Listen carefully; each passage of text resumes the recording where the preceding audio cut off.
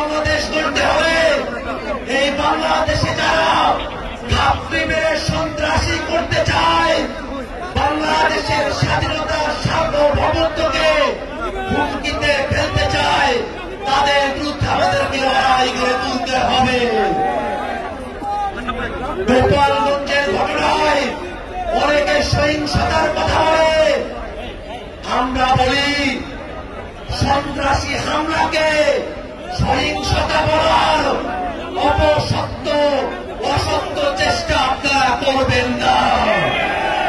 ভাইয়েরা আমার, নতুন বাংলাদেশ গড়তে হলে বাংলাদেশের সকল জায়গায় আমাদের সংস্কার প্রয়োজন।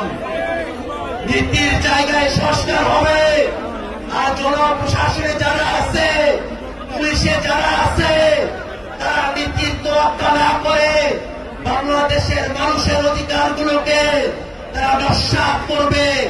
এই বাংলাদেশ আমরা চাই না। অতএব ঐক্যবদ্ধ কমিশনের কাছে আমরা আহ্বান রাখি, পুলিশ প্রশাসন, জনপ্রশাসন, স্থানীয় সরকার ব্যবস্থায় মৌলিক সংস্কার বাস্তবায়ন করতে হবে।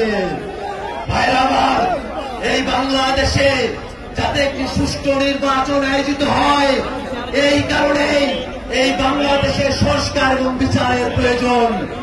আমরা এই চট্টগ্রাম থেকে স্লোগানের মাধ্যমে জানান দিতে চাই, এই মুহূর্তে দরকার বিচার আর সংস্কার। আমার সাথে বলবেন সবাই, এই মুহূর্তে দরকার, এই মুহূর্তে